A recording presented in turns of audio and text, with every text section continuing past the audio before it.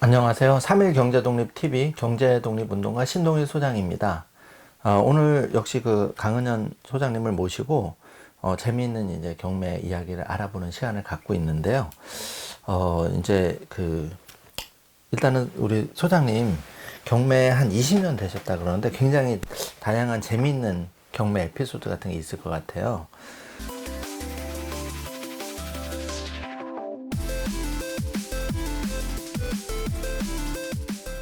좀 이렇게 실제 경매를 통해서 부자가 된 분들 이렇게 좀 뭐 재밌는 에피소드가 있었나요? 소자번호 해가지고.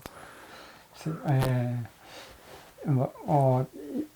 이런저런 분들이 많이 그 인연을 맺었는데요. 예.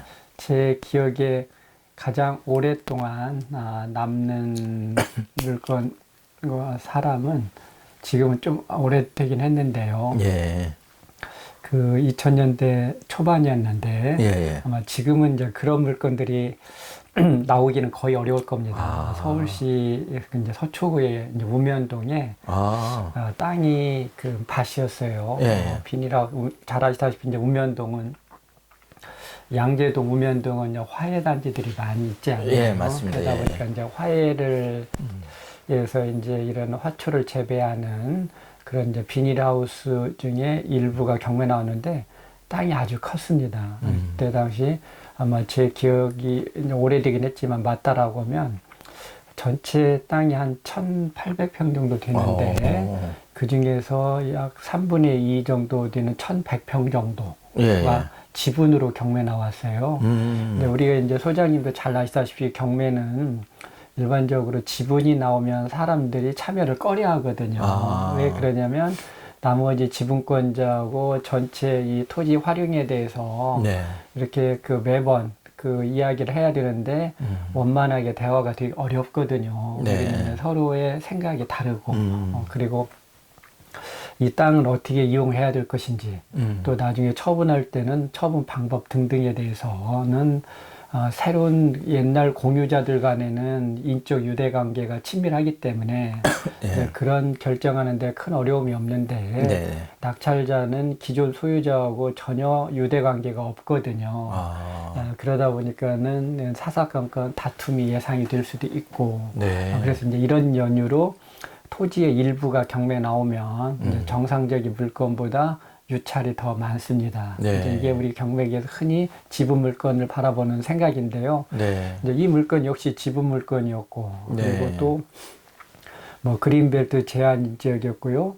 그 다음에 지적도상은 관습적으로는 도로에 접하지만 지적도상 또 맹지였어요. 그리고 또 한편에는 그런 송전선 같은 이런 고압선들이 지나가고 있고 아무튼 그 여러모로 이런 서류상으로나 이런 자료상으로 보면 좋은 점보다는 안 좋은 점이 먼저 눈에 띄었던 물건이었는데요.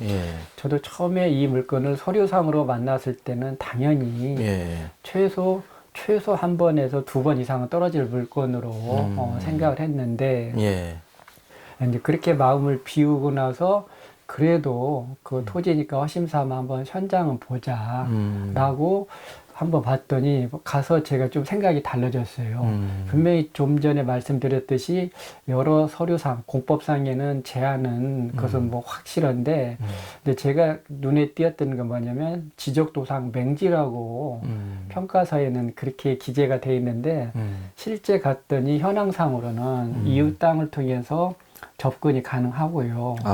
그리고 그 남의 땅을 이용하는 공간이 또 많으면 그게 사실 어려운데 그게 생각보다 타인의 토지를 이용하는 면적이 크지 않더라는 거죠. 무슨 얘기냐. 그 타인의 땅을 그 작은 면적만 매수를 하면 맹지가 아니라 도로에 접할 수도 있고요. 아니면은 또 거기에 그 도로가 인접 도로가 그 왕복 2차선 즉 편도 1차선인데 제 기억으로 서울 시내에서 왕복 2차선 도로는 정말 주택가의 이면도로 아니면 그렇게 흔치 않은데 거기는 왕복 2차선이어서 예. 차량 통행 등을 감안했을 때 지금은 도로 확장 계획이 없더라도 네. 몇 년 후에는 조만간에는 그런 확장할 수도 있겠다. 그리고 만약에 이제 확장이 이루어지면 예. 굳이 그 이웃 땅을 사지 않더라도 자연스럽게 요 경매 대상 땅이 도로에 접할 수가 있는 땅의 형상이더라고요. 네. 그래서 이제 요 물건에 대해서 이런 내용을 해서 저도 생각이 바뀌어서 이건 유찰될 때까지 기다리는 것보다는 처음에 낙찰을 받아놓고 나중에 이런 도로 확장이나 아니면 이웃 그 이용자들하고 도로 이용해 가서 협의를 하는 게 더 낫지 않겠냐라고 해서 그 고객과도 그런 얘기를 했는데 고객도 그 부분에서는 공감을 했어요. 사실 처음에 들어가면은 낙찰가에 대한 부담은 없지 않아 있는데 고객도 그 부분에 대해서는 저하고 일정 부분 생각이 같아서 결국 이제 첫 기일에 참여하기로 했습니다. 근데 사실 그때 당시 첫 가격이 적지는 않았죠. 물론 땅 면적에 비해서는 지금 기준은 낮았지만 그때 당시 제 기억으로는 아마 최저 가격이 아마 6억 초반대, 6억 4천대로 알고 있는데, 요 금액에 대해서, 그때 한 6억 8천 정도 써서 결국 1등을 했어요. 낙찰을. 그랬는데, 경매 대상인 다른 공유자가 그 낙찰에 대해서 법원에서 지속적으로 뭐 이의를 제기했습니다. 우리 경매 용어로는 항고라고 하는데요. 그 항고 기간이 여느 물건에 비해서는 2배 이상 아주 오래 걸렸습니다. 이제 우리가 실무에서 항고로 하면 이제 기각이고 또 대법원은 재항고까지 하면 보통 그 기간이 한 6개월, 7개월 걸린다고 이야기해요. 경매 종사자들 간에는. 근데 이 물건은 여느 물건과 달리 항고가 그 2배인 약 13개월 정도 걸렸어요. 그럼 사실 낙찰자는 낙찰받고 13개월 동안 마음고생을 많이 하신 거죠.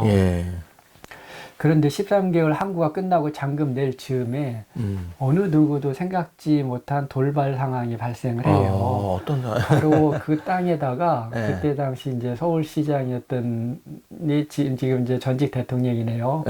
이제 이명박 MB가 그때 당시 시장이었는데 그때 서울시내 그때나 지금 아마 비슷한 것 같아요. 서울 시내의 아파트의 공급 부족으로 이제 집값이 요동을 치고 이제 그런 집값 그런 기저 부분이 이제 뭐 불안하고 하니까 서울 지역에 신규 공급을 해야 되는데 사실상 서울 지역에서 주거용 택지는 뭐 소장님이 잘 아시다시피 거의 없잖아요. 그렇죠. 재개발, 재건축 지역 이외에는 신규 택지가 불가능한데 여기는 이제 그린벨트라는 이제 이거에 대해서는 사실 그린벨트를 쉽사리 주거용 바뀌는 것은 우리 후순들을 위한 녹지 공간이기 때문에 지금 현재 거주자의 편익을 위해서 후순들의 삶의 질을 현 거주자들이 차용하기 수 있는 것은 사회적 함인이 있어야 되잖아요. 그렇죠.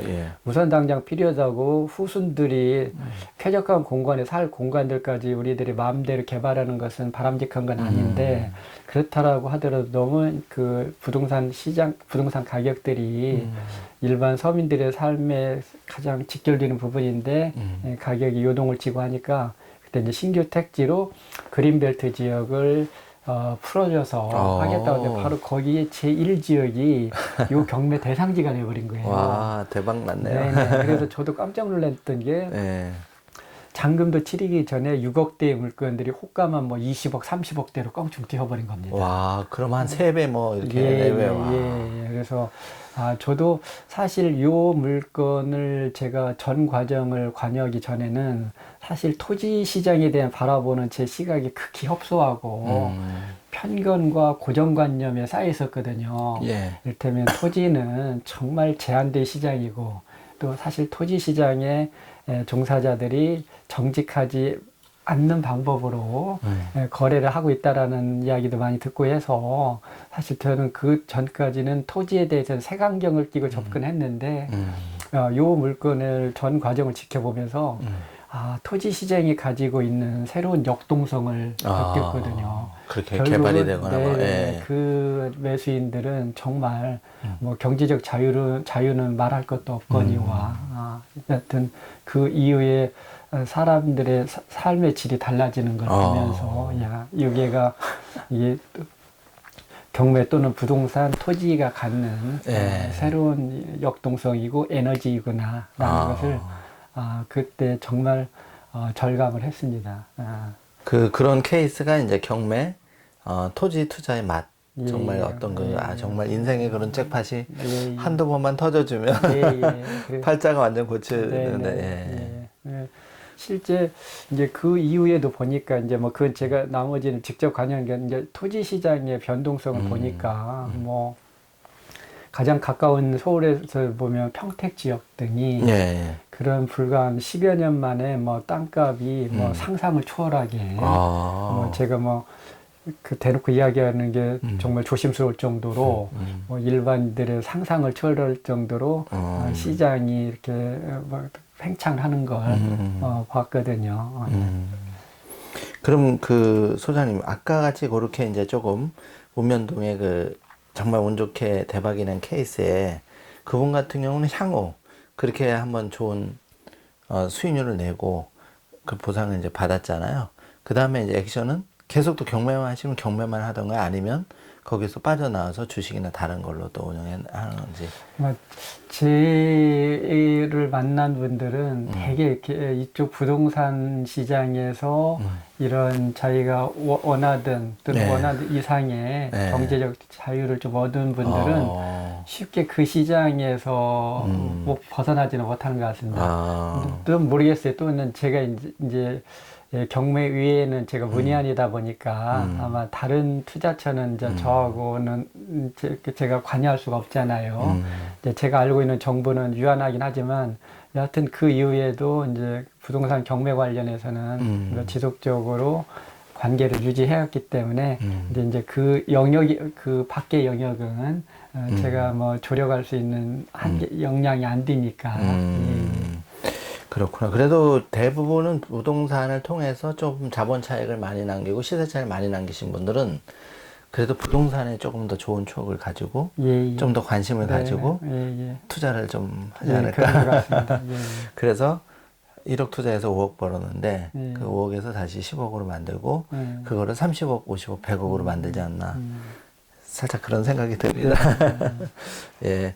이번 시간에는 이제 그 읍면동에 경매를 통해 가지고 정말 한 3-4배 잭팟을 터뜨린 분, 곡절 끝에 그런 사례를 좀 알아보는 시간을 가졌는데요. 정말 다음에 이런 사례의 주인공은 여기 시청자 여러분이 되실 것 같습니다. 여러분 그 나가시기 전에 구독, 좋아요 버튼 꼭 좀 눌러주세요. 이거는 뭐 저희들 위한 것보다는 여러분이 이렇게 우리 강은현 소장님처럼 3일경제독립TV가 각 분야의 최고 0.1% 전문가를 모시고 여러분이 실제 경제독립의 꿈을 이룰 수 있을 때까지 계속 좋은 영상과 교육으로 여러분과 이렇게 같이 성장해 나가는 채널 저희는 꿈꾸고 있거든요.